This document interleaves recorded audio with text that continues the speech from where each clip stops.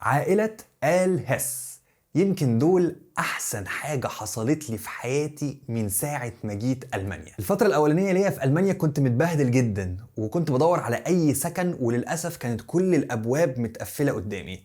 وعسى أن تكرهوا شيئا وهو خير لكم.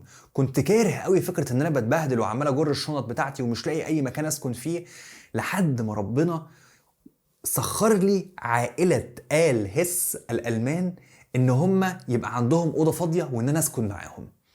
وفي أول ليلة ليا أنا وصلت بالليل، ادوني المفتاح، طلعوا فرجوني على الأوضة. ده راجل عنده 83 سنة، زمانه بقى عنده دلوقتي مثلا يعني كتير ما شاء الله يعني، بس ساعتها كان عنده 83 سنة ومراته كان عندها 82 سنة. كبار قوي في السن، عواجيز قوي، عايشين لوحدهم. هم عايشين في الدور الارضي وانا عايش في الدور الاول. وتجمعنا علاقه جميله. اول ليله الراجل بيديني مفتاح الاوضه وقال لي كده مكه مكه كده. قلت له مش فاهم. قال لي عشان لما تصلي كده القبله.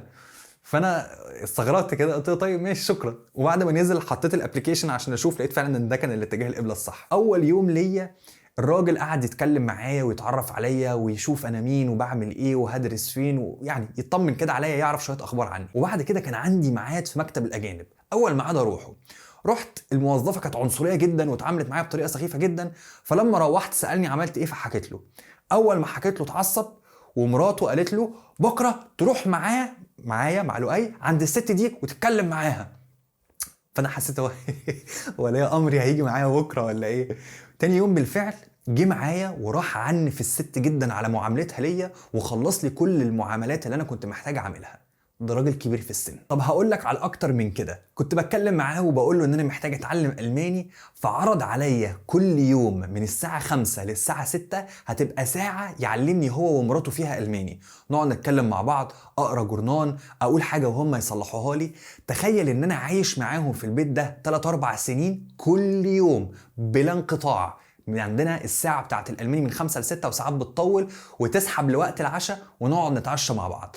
طب تخيل ان انا اول ما سافرت ما كانش عندي مهارات الطبخ، ان انا اقف في المطبخ واعمل اكل. طول عمري عايش في البيت وعمري ما عملت اكل. انزل اقف مع الست الكبيرة وتعلمني ازاي اطبخ وازاي احط البهارات وازاي اعمل وازاي اسوي. تعلمني ازاي اعمل احلى فطار واحلى غدا واحلى عشاء. تخيل ده، وهي ما بتاخدش مني فلوس، هي بتعمل ده كده. طب تخيل ان انا في يوم كنت مسافر وكان عندي الطياره بتاعتي كانت هتفوتني بسبب ان انا كنت مظبط وقت المواصلات وهركب المواصله دي في الوقت الفلاني، بعد كده المواصله دي اوصل المطار. صدفه ان كان في اضراب في المدينه والمواصلات ما كانتش شغاله. قلت اكلم تاكسي، ما فيش تكاسي شغاله، هتفوتني الطياره. اعمل ايه؟ نزلت خبطت على صاحب البيت وقلت له انا في موقف صعب، وحكيت له اللي حصل. قال لي يلا بينا، وقام راح نط في العربيه ووصلني للمطار. مرة تانية كنت أنا جاي من السفر وهو كان عايز يجيبني من المطار، وأنا ما كنتش عايزه يجي عشان حاسس إن الموضوع فيه تعب ليه. فسألني هتيجي إمتى؟ قلت هتذاكى عليه، هقول له اليوم بس مش هقول له الرحلة، مش هقول له ميعاد الرحلة إمتى فما يجيش ياخدني.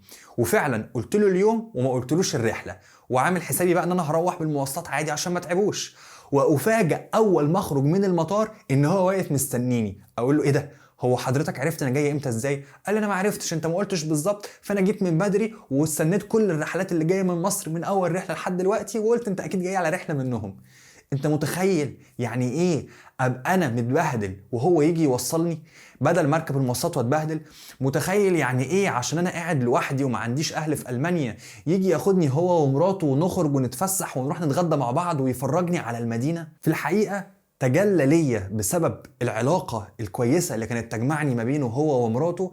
وعسى أن تكرهوا شيئا وهو خير لكم. على قد ما كنت كاره البهدلة اللي أنا اتبهدلتها في الأول، على قد ما عرفت إن ربنا بيقول لي لا، هو أنت مش هتسكن هنا ومش هتسكن هنا ومش هتسكن هنا ومش هتسكن هنا، عشان في مكان معين أنت محتاج تسكن فيه، عشان لما تسكن فيه أبواب خير كتيرة هتتفتح قدامك. وعسى أن تكرهوا شيئا وهو خير لكم.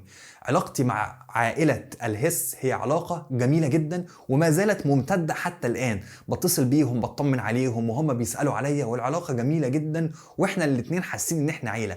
لدرجة ان انا لما كنت بتكلم مع اهلي او حاجة كنا بنريفير ليه، بنقول عليه جدو هس وتيتا هس، من كتر ما هم ناس كويسين وطيبين. انا بديك المثل الحلو قوي ده ليه؟ عشان اقول لك وعسى ان تكرهوا شيئا ده جزء، والجزء التاني عشان اقول لك ان زي ما في عنصريه موجوده في المانيا، وزي ما في ناس صعبه وفي ناس بتتبهدل وناس بيطلع عينيها، ففي ناس كويسه زيها زي اي حته في الدنيا. الفكره انت فين؟ انت في مدينه عنصريه ومعروفه بالعنصريه، ولا انت في مدينه كويسه ومعروفه ان هي كويسه؟ كل ما تبعد عن المدن الكبيره اللي فيها حوارات كتير، كل ما هتلاقي ان الناس على طبيعتهم واهدى. آل هس من الناس اللي ساعدوني جدا وانا موجود هنا، وبسبب ده بقيت ليهم زي الابن. محتاجين حاجة، محتاجين مساعدة، حد فيهم تعب اروح ازوره، حد حصل له حاجة اكلمه اطمن عليه، يمكن حتى اكتر من ولادهم كمان، لان ولادهم سن المان شوية، فالموضوع ناشف الى حد ما. المانيا ليها مميزات وليها عيوب، في عنصرية مفيش عنصرية. النهاردة اديتك مثل على حاجة كويسة جدا انا عديت بيها، عشان ما تبقاش مقفول من الدنيا واللي فيها لو انت موجود في المانيا. وكالعادة ادعي لي.